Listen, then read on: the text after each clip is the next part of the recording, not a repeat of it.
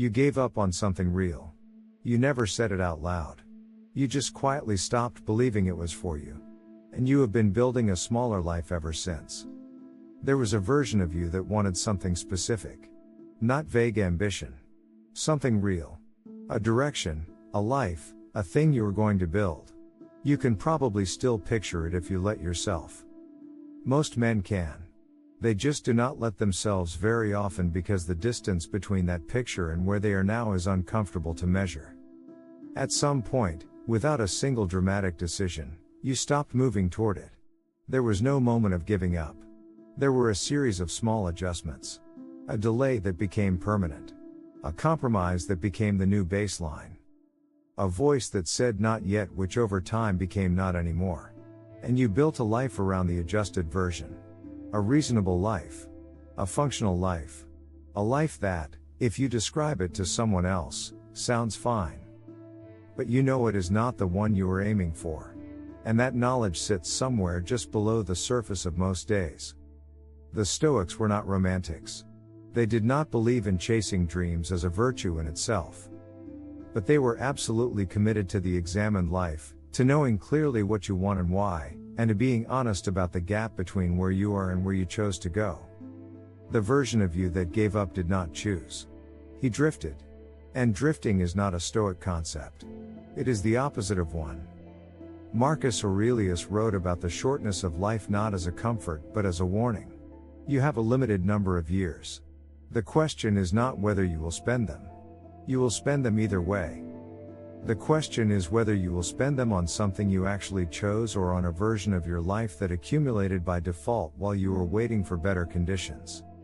Here is what the quiet surrender usually looks like. A man has a direction. Then something difficult happens. A failure, a rejection, a period where the evidence suggests that what he wants is not coming together. And instead of examining the approach and adjusting it, he adjusts the want. He tells himself he did not really want it that much anyway. That it was unrealistic. That there are other things just as good. And then he builds his life around those other things and calls it maturity. That is not maturity. Maturity is the capacity to face difficulty without abandoning direction. What most men call maturity when they talk about giving up on something they wanted is actually a sophisticated form of self-protection. If you stop wanting the thing, you cannot be hurt by not having it. The vulnerability of genuine desire is enormous. And most men, having been hurt by it once or twice, decide the cost is too high and narrow what they allow themselves to want. Epictetus spoke about the discipline of desire. Not suppressing desire but directing it correctly. Toward things within your power. Toward action rather than outcome. The man who gave up often did so because he was desiring the outcome without committing fully to the action. When the outcome did not arrive on schedule, the desire collapsed. But the desire for the outcome and the commitment to the work are different things. One is fragile. One is not. The question worth asking now is not whether you can get back everything you walked away from. Maybe you can. Maybe the circumstances have changed enough. Whether you are still living inside a decision you made when you were hurt and have never revisited. Most men are. The surrender was so quiet that it never felt like a decision. It just felt like things changing. Like growing up. Like becoming realistic. But realistic is a word that means different things depending on who is using it. For a man who is genuinely assessing his situation and making clear-eyed choices, realistic is useful. For a man who is protecting himself from the vulnerability of trying again, realistic is just the story he tells to make the limitation feel chosen. Seneca wrote that most men ebb and flow in wretchedness between the fear of death and the hardships of life.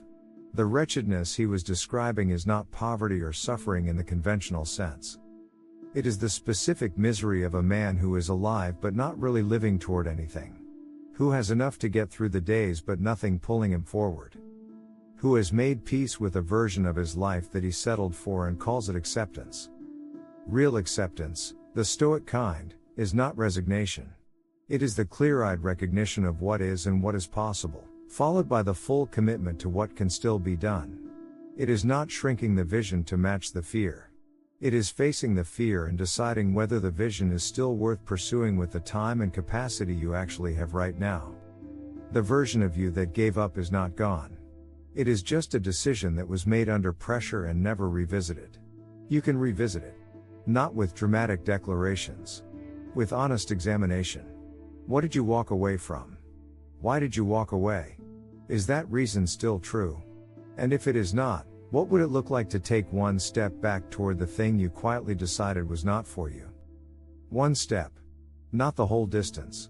Just one step back in the direction of something real. To find out whether the man who wanted it is still in there.